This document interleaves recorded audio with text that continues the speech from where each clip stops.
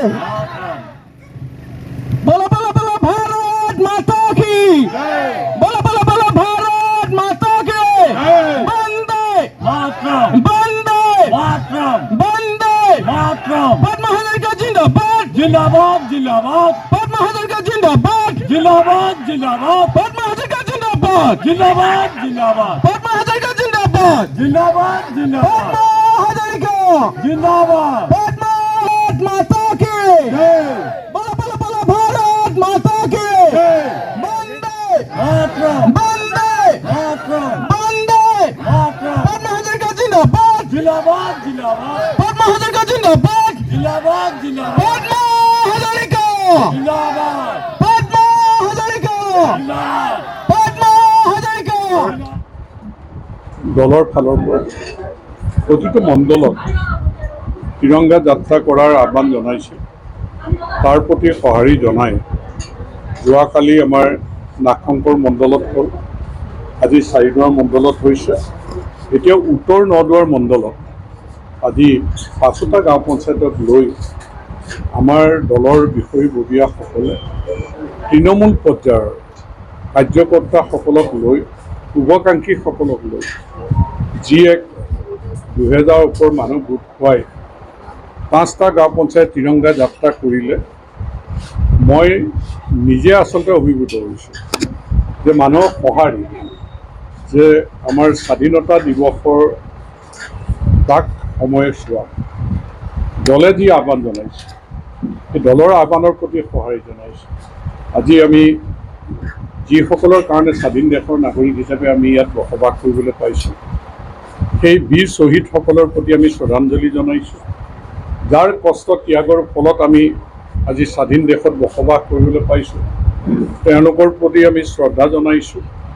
আৰু এই স্বাধীন দেশখন প্ৰধানমন্ত্ৰী নৰেন্দ্ৰ মোদী ডাঙৰীয়াই 14 চনৰ পৰা যেনেধৰণে দেশখন পৰিচালনা কৰিছে, দেশৰ সাৰ্বভৌমত্ব ৰক্ষা কৰা, দেশৰ মানুহৰ মাজত ঐক্য সংহতি সুদৃঢ় কৰি সবকা সাথ সবকা বিকাশ সবকা বিশ্বাস এই মন্ত্ৰৰে দেশখন যে আগুৱাই লৈ গৈছে, ইয়াৰ বাবে প্ৰধানমন্ত্ৰী ডাঙৰীয়ালৈ আমি ধন্যবাদ জনাইছোঁ। আৰু আমাৰ অসমখনৰ প্ৰতি তেওঁ যি শুভ দৃষ্টিতে, তেওঁৰ আশীৰ্বাদত আমি আজি শান্তিৰ অসম, প্ৰগতিৰ অসম, যে এইখন অসম প্ৰধানমন্ত্ৰী নৰেন্দ্ৰ মোদী অহাৰ আগত কি আছিল? ইয়াত আছিল সন্ত্ৰাসবাদ, ইয়াত জীৱন আৰু সম্পত্তিৰ নিৰাপত্তা নাছিলে, ইয়াত দুৰ্নীতি আছিলে, আৰু ইয়াত সাম্প্ৰদায়িক সংঘৰ্ষ, উগ্ৰপন্থীৰ কাৰ্যকলাপ আৰু উন্নয়নমূলক কাম স্থবিৰ হৈ গৈছিলে। সীমা বিবাদকে ধৰি আমি কিমান সমস্যাৰ সন্মুখীন হৈছিলোঁ। কিন্তু প্ৰধানমন্ত্ৰী নৰেন্দ্ৰ মোদী ডাঙৰীয়াৰ শাসনৰ কালত, আজিৰ মুখ্যমন্ত্ৰী ডক্টৰ হিমন্ত বিশ্ব শৰ্মা ডাঙৰীয়াৰ শাসনৰ কালত আজি এইখন অসম শান্তিৰ অসম, প্ৰগতিৰ অসম। এইখন অসমত লুইত আৰু বৰাকৰ পাত বসবাস কৰা বিভিন্ন জাতি জনগোষ্ঠীৰ মানুহৰ মাজত সমন্বয় সম্প্ৰীতিৰ এনাজৰীডাল টনকিয়াল হৈছে। আৰু এইখন অসমত আস্থাৰ, বিশ্বাসৰ এক পৰিৱেশ হৈছে, আৰু সকলোৱে মিলিজুলি দেশৰ কাৰণে কাম কৰিবলৈ, অসম মাতৃৰ কাৰণে কাম কৰিবলৈ আজি এক সুন্দৰ পৰিৱেশ। আমাৰ ল'ৰা ছোৱালীক মানৱ সম্পদ হিচাপে সৃষ্টি কৰিবৰ কাৰণেও আজি চৰ্চা কৰাৰ সুন্দৰ পৰিৱেশ হৈছে। দেশ সুৰক্ষিত, আমাৰ ৰাজ্যখন শান্তি প্ৰগতিৰ মাজেৰে আগবাঢ়ি গৈছোঁ। গতিকে স্বাধীন দেশৰ নাগৰিক হিচাপে আমি প্ৰত্যেকেই গৌৰৱান্বিত। আৰু সেইকাৰণে এইবাৰ স্বাধীনতা দিৱস উলহ মালহেৰে পাতিবলৈ এইকাৰণেই যে সিদিনা পেহেলগামত আমাৰ দেশৰ প্ৰধানমন্ত্ৰী ডাঙৰীয়াই যি বলিষ্ঠ নেতৃত্বৰে সামৰিক বাহিনী পাকিস্তানক যোগ্য প্ৰত্যুত্তৰ দিলে, পাকিস্তানৰ মাটিত সন্ত্ৰাসবাদীৰ ঘাটি উৰাই দিলে। গতিকে আমি যে স্বাধীন দেশৰ নাগৰিক, আমাক যে কোনেও দুৰ্বল কৰিব নোৱাৰে, তাৰ যি পৰিচয় দিলে।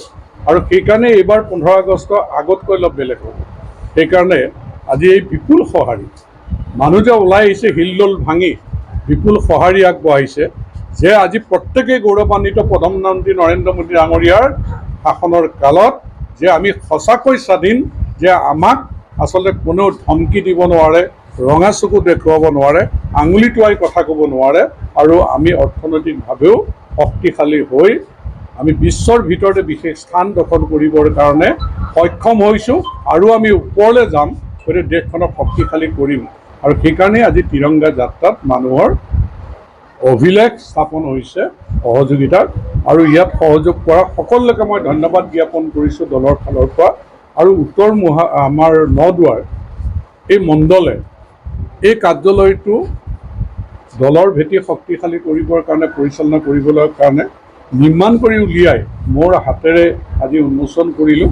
মই তেওঁলোকলৈ ধন্যবাদ জনাইছোঁ যে তৃণমূল পৰ্যায়লৈকে এই কাৰ্যালয়ৰ জৰিয়তে আমাৰ দল শক্তিশালী হ'ব আৰু প্ৰতিঘৰ মানুহলৈকে ভাৰতীয় জনতা পাৰ্টীৰ বতৰা লৈ যাবলৈ সক্ষম হ'ব। গতিকে উদ্যোক্তাসকলে দলৰ সকলোলৈকে মই ধন্যবাদ জ্ঞাপন কৰি মই সকলোলৈকে স্বাধীনতা দিৱস উপলক্ষে শুভেচ্ছা জ্ঞাপন কৰিলোঁ 15 আগষ্টৰ